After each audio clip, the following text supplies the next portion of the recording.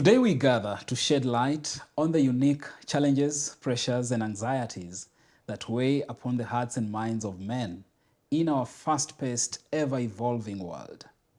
Welcome to Unmasking the Man, a men's talk show where we empower, uplift, and ignite meaningful conversations.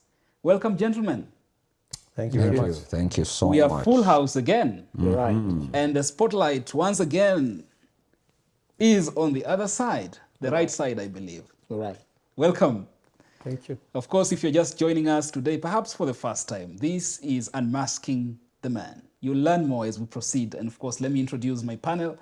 On my right, I have Levi Kones. Glad to be here. Karibu sana. Very nice again to have this conversation. Beautiful. And on my left, I have Dr. Professor Pastor Ray Kesis. PhD, PhD, MA, oh. BA, KCSE, KCPE. Thank you so much. It's nice being here. Right. Welcome. All right. And of course, on the spotlight, we have again Pastor Gilbert Odero. We are glad to be here. Please welcome on board. Thank you so much. Right. And of course, Davis. It's an honor. Thank you. Wow, full house today. So we are here to talk about stress. And not just stress, but in the context of men. Something that perhaps is foreign to some, that men are actually stressed human beings. Maybe some are not. Like Pastor Kesis here was asking, what is that thing again? You said stress. Stress?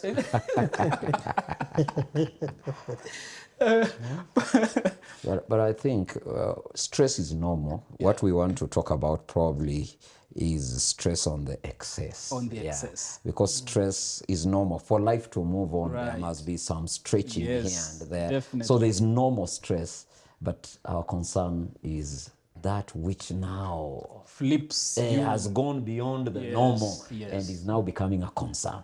Yeah. And for men, I think sometimes we realize when it's too late because of how we've been, brought up to believe that we have to put on this mask of, this masculinity mask that That all is well. all is well, and even if it's not, you have to act like it is. Fake it till you Fake make it. it. Till you make it. I believe that's noble because ultimately you ought to have somebody to lean on. The buck stops with the man in a family. I'm imagining when you're really stressed and you have a family and as a man you are crying all over that I'm stressed. What happens to the wife and children? So there's that. There's, of course, we are not entirely saying that people should now just go about crying for every other thing. And no, but we are talking about an extreme level of anxiety and stressful situations that men subject themselves to. But because of our upbringing and the cultures within which we have, some of us, been brought up, you find it almost difficult to express, to share that you're going through a difficult situation, that you need help. I think well, Maybe that's why we need this platform, unmasking the men to get to know when and how and in what platform do you open up as a man and express the stress, lest you express it carelessly everywhere and then you miss the mark. It is evidently true that masculinity, the hierarchy is the buck stops at the man. And stress is one of the things that is taking toll on us, just as we are discussing. And it's true, at what level do you open up and say it's overwhelming? So I want to believe in this forum, possibly we'll be looking at the distress, not the eustress, because I think a bit of stress will make you wake up early in the morning and step out. Will make a bit of stress will tell you that bills must be paid, Right. and you must work as a man. So I want to believe that's why we're here. Sure. And my brother. yeah. I was going to say, by the way, I think in terms of the stress, it's important in unmasking this conversation to tackle the issue of the stress itself. There's what I think is necessary stress and there's what is very much unnecessary stress. But by and large, I find that for the most part, most men are driven by, most stress emanates from managing expectations. And management of expectations is really high up there, because as a man, there are certain things that are expected of you as you come. Some of the expectations are, one, from without, maybe from family members. Then there's expectation from society, and there's expectation from self, you know. So self, of course, are the goals that you have wanted for your life. You're not where you wanted to be, or you're striving, and maybe your peers are doing a little bit better than you. Men are always so keen about that, you know, and looking, you know, what has happened with the other guy and all that. And then there's also the family pressure, where you're expected as a man to be, you know, as a son, we expect sons of this home to be like this, and we expect this. And then there's that one of the home, where the wife is giving you stress. Now, if you look at the global economy right now, that's not doing so well. A lot of people have had to downscale their living standards. Yes. Yeah. You'll find that somebody has taken a child maybe to a school that's upmarket. But even with the recession that's going on, the fact that he's not getting enough money still in the bank, he's still keeping that child there because of expectation. Because he doesn't want to be seen like he has, you know, stepped down the ladder, or has had to move to a smaller house. Those are great sources of stress for men. So he's bringing upon himself. Yeah, so that's what I'm saying. Some of it is unnecessary. Yeah. You know, some of it would be necessary in the sense there are things life throws at you that may stress you here and there, and we have talked about how you manage those ones. Yeah. But we must also be able to define what is really necessary stress and what is actually unnecessary stress. I think another aspect that we are not to forget is stress that comes as a result of life experiences. Sometimes maybe you have a loved one, maybe your mother, maybe your wife is sick, severely sick. How do you go about that as a man? Or maybe you've lost a loved one, and as it is in the society, you are not expected to cry as a man. There is a way you are supposed to present yourself in such situations. So I think by the end of this discussion, we can also address that thing. How am I supposed to behave as a man in times of maybe loss, like death? How are you supposed to behave? Because there are those people who believe that crying is a sign of weakness. How are we supposed to express our sorrow? How are we supposed to express our innermost feelings in traumatizing situations? Yeah, and I agree with you. And that's after deciphering, is this truly a stressful moment? Of course, loss of someone is, you know, someone sick is. But you must define, this thing I'm going through right now, is it really, truly? But What determines is the source of this stress? Who determines what is, because people have been exposed to different things over time, and our response mechanism is also very different. So who determines what is stressful to me? Because sometimes I think we can make people look like they are crying for nothing, when deeply that particular thing that is so small to you means the whole world to them. So how do we then get to that point where you're able to say, this is genuinely a stressful moment, I need to take a break off this, and you know, Pastor? I think the wearer of the shoe knows where it pinches. So everyone knows to what extent stress has gone beyond limits, and they need to be assisted. But I'm looking at it from David. He comes with his army to Ziklag, and he finds that the Amalekites have taken his wife, children, and those of the soldiers. Then the soldiers turn against him and they want to kill him. And the Bible says that David found strength in the Lord his God. Sometimes it is good to know that when everybody turns against you, there is a God who doesn't turn against you. That's a very important place men need to run to. Number two, there is need to be honest in expressing what we feel. I think David is one of the most honest people I've read. You just need to stray into the book of Psalms 35, 32, 37, and see David praying for enemies. You know, he prays and says, God, why don't you kill them? Why don't you make their path dark and slippery? You know, That is somebody expressing his feeling. Yeah. But if I prayed that prayer in a church today, somebody will say the pastor is wrong. Yes. But There's a yet, spirit that has taken over you. it is that expression of what you feel that is how you relieve stress. You relieve that stress. Look at Jeremiah. Jeremiah at some point tells God, you deceived me. How many of us can pray and tell God, God, you told me to go to Australia for further studies. I've gone there. I'm not finding anything. I'm suffering. God, you lied. Your faith, you are not a Christian. No, let's pray against this spirit. Yet it is in scripture that Jeremiah tells God, hey God, you deceived me. You told me that you knew me since I was a child. You are sending me. But these people are too hard on me. So I think what men lack sometimes is that authenticity. That's why you see all the brothers here talking about, hey, we are bottling up. David doesn't bottle up nothing. And Jeremiah doesn't bottle up nothing. And you know who else? Jesus goes to the Garden of Gethsemane and says, let me tell you how I feel, Father. This cup. Take this cup. This one. I don't want it. This one, no. That's genuine. And that's a man of men. He goes to the cross and he says, Father, why have you forsaken me? Do Christians say that? You dare say that? Maybe somebody is mourning and say, my God, you have left me. And people say, no, God can't leave you. God can't leave you. This guy is high on something. I think from what I'm seeing there, it's important where you take that cry to. You see, he's talking about David Yes. crying to God, you know, telling him, you know, make their paths dark and slippery. Talking about, you know, how Jeremiah went, you know, and said, you deceived me.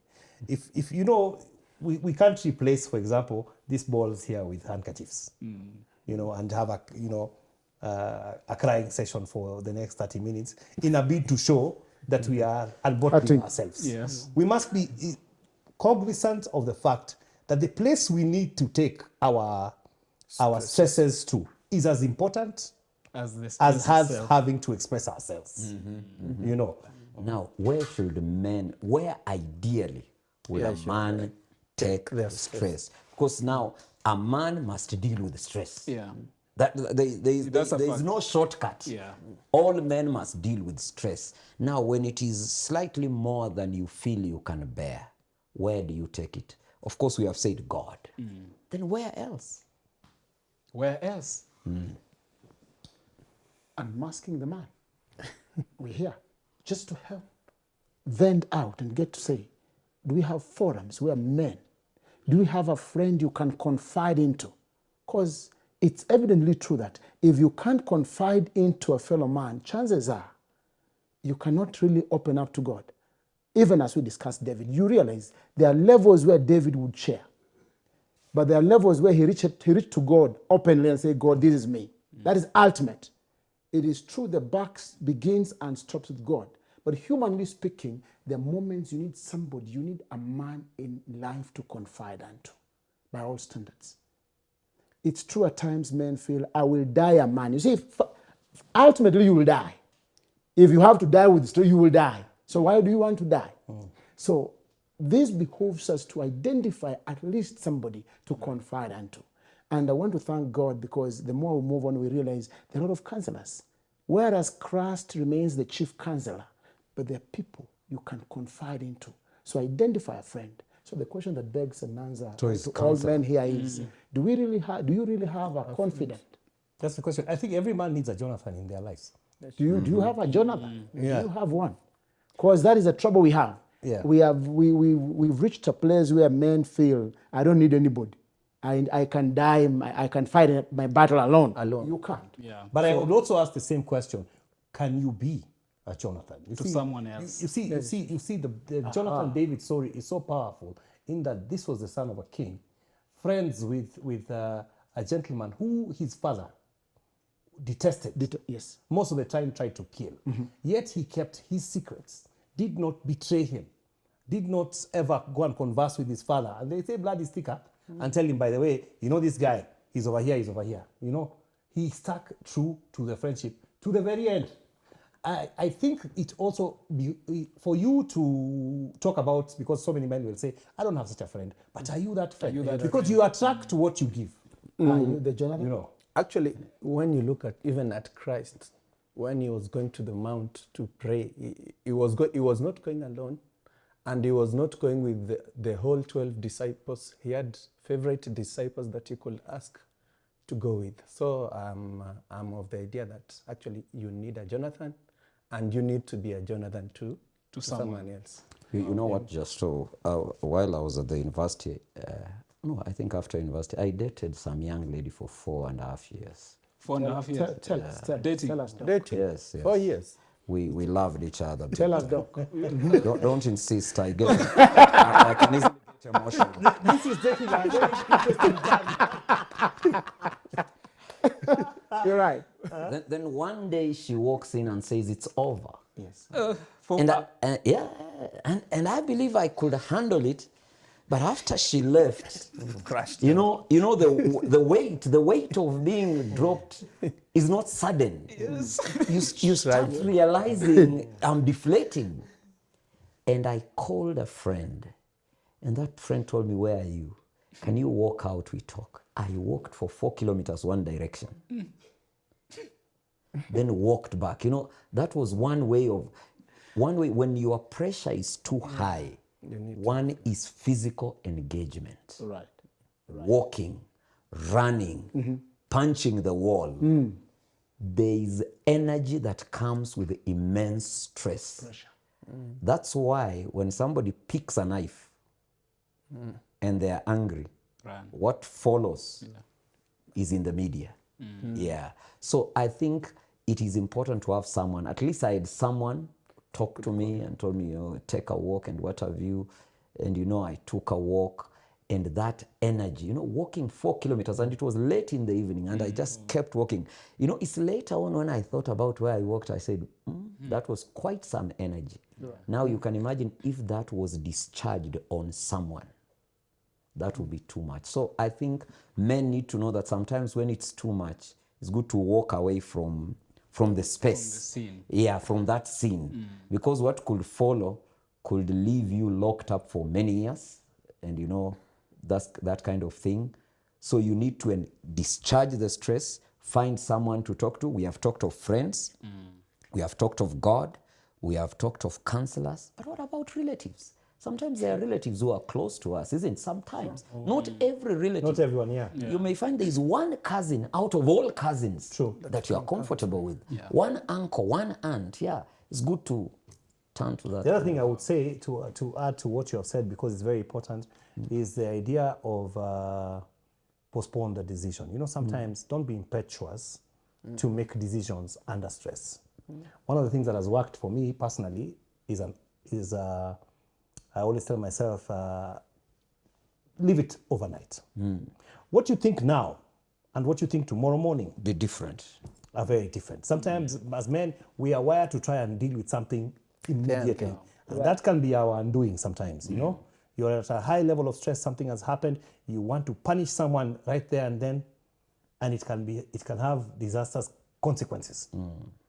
If you learn the art of telling yourself, let me wait it out, let me sleep over it, you will find that you'll be able to handle better your stress. Because guess what? Morning is coming, you like it or not. It will either come with you having made a bad decision, or it will come with you having thought through and making a correct one. Yeah. It better come with the latter. Wow. So what we need to ask my brother Justus is, when you have work-related problems, who do you tell? When you have wife problems, Who do you tell? who do you tell? When you have children problems, because there are different categories of problems. Then sometimes you have health problems, serious health problems that are stressing you. Who do you tell? Because once we know, the beginning of telling is one way of discharging. They say when you share a problem, you have halved the problem just by sharing it. And so men must develop the habit of, as Brother Connell said, identify first who to tell. Then once you know who to tell, you have halved the problem. Because somebody else will always give you another perspective. I don't know any of you if you have any lived experience in terms of a situation that perhaps in the moment of it happening to you, it appeared to be the worst punishment God could have allowed to come your way, and yet having gone through it and come out on the other side, in hindsight, you have everything to thank him for having allowed you to go through it. Wow. That reminds me of some company I worked for many years. And in business field, I made a nice sale. And I thought that would make a turn to my life. Unfortunately, a colleague came from nowhere and told the boss, you know what? This was my order. I had serviced it pretty well. I'm like, what? And they colluded with the boss, and finally the order was taken away. And that made that U-turn of my life. I said, wow. Was that sales where you were to get a commission? Yes. And so you lose the sale and the commission. You lose the sale and the commission. And I had processed the sale all the way to the end. If anything, I had even delivered whatever it was. Then the boss and my colleague colluded, and it's like, man, this was not your sale. Chances are you bumped into somebody's order. Wow. Turned around, took off from the company, went a different direction, and God opened beautiful ways for me. And when I look at it round, I realized that was a blessing in disguise. Yeah. I remember I talked to my wife about it and said, what do we do about this? Should we take legal action? She told me, no, just take it easy. Cry to who? To God. Pastor. Wow. Cry to who? To God. To God. And at some point in time, it looked like things were tough. Things were not ends were not meeting. But when I trusted God, God told me, no, if you can't go above your leader, take a different turn. And when I look at it now, I'm like, thank God. I look forward to meet that gentleman and tell him, thank you for that. I think it helped me. Actually, the sharing that Elder has given has reminded me of one time I was working in one company in Kitengela, and then over the COVID period, I worked in that company for more than 1 year. And then we were purely doing day shift, but when the COVID was elapsing, then we started doing day shift and night shift. And so it happened that I was required to go to work on Sabbath, and I was having a conflict with that. Actually shared that with my bosses and told them that I'm unable to come on Sabbath. And they told me, because you serve at a high position, we cannot allow you to miss. You have to be there. You have to be there with your members. So actually what I did is I prayed over it. I shared it with my family. I shared it with my friends, people that I actually thought I could count on. So that's why I'm saying that sometimes you might think that you are sharing it with someone so that they help you, but they end up misleading you. So we have to, again, think of that aspect. And what I got from most of my friends and some of my family is that, God will understand, God knows the economic times are tough. And truthfully speaking, I didn't have any savings, I didn't have any money. But at the end of the day, I just decided to quit the job. I just said, God, I know I'm not faithful. I know there are things that are still pending in my life. But on this Sabbath thing, I think I'm not going to go. And actually, God came in very faithful. I can say towards the end of the month, I got good deals, some doors opened. So I can say that there are blessings that God brings through disguise. So stress to some extent is a blessing. Earlier on in my marriage, my wife and my mother had a huge clash. And this clash was really threatening to tear me apart, because this is somebody in your bedroom. This is my mother. That is your mother. And both of them were not seeing eye to eye on a particular issue. And I agonized with how I would handle it and who I would go to talk about it. Eventually, I believe God led me to have a chat with my brother-in-law, my wife's brother. And I took him for lunch, and I mentioned to him, I told him, this is the issue happening in my house. I'm feeling like this, and I'm feeling. He said, how are you? I told him, I'm feeling this way about how my wife handle this situation, and I'm feeling this way about how my mother handled. And he gave me advice and told me, you know what, I've heard you, I'm going to go and handle my sister quietly. You go and handle your mother. Let's see if we can bring them together. Wow. And do you know it worked? Wow. You're right. Yeah? You're right. You're right. So I think also you must sit and ask yourself, with this particular issue, who is best? Because some people are good at talking football, but they're not good at discussing wives. Some guys are good at handling a job situation, but they're not good at, handling a financial situation. Wow. And you have to look and you really, and this is where the concept of where I don't know where people who don't know God go to. Because God will guide you, as you're seated and you're thinking and as you're taking time, because you don't rush into it. God will drop a name. Maybe he'll even say, talk to Kesis, and maybe you have not even envisioned that, and it can work out really fine. Well, sure. Men, we don't know where men who don't know God take their stress to. It's important, very important, because ultimately, when all is said and done, where do you go to? Yeah. And who gives you wisdom even to lead you to who to share your stress with? So it is important to know that God expects men to lead. And he knows equally men get stuck under stress. And at times he allows that our way, that he may purify us for better service or better work or better challenges. Sure. But then he must equally be the one to lead us and to whom to share with before you ultimately pour it to him. Right. It's very important. Thank you so much. Yeah, it was worth giving you the... Could I have kept quiet? I know. You have such a burning, statement that we can end this show with. I have a statement, but it's not burning. I will just say that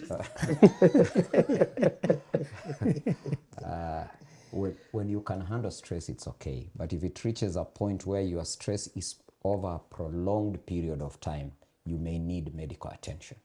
There is no harm for a man to walk to a medical facility and say, I've been feeling low for the last 3 weeks. It may save your life and save somebody's life, because it is normal when stress comes, it somehow resolves in a short period of time. But when it's prolonged over a very long period of time, we could be dealing with now depression issues, mild depression. So it is in order for a man to walk there. And sometimes just a tablet, an injection, and you are sorted. Right. Yeah. Oh, beautiful. Well, gentlemen, thank you so much. That relieves my stress. The show is done. And as we bring this powerful conversation on what is stressing men to a close, I want to express my gratitude for the, courageous men who continue to share their experiences, thoughts, and emotions. Your vulnerability and willingness to engage in these discussions have created a space of authenticity, empathy, and growth. I hope to see you again in the next episode of Unmasking the Man. But until then, God bless. See you then.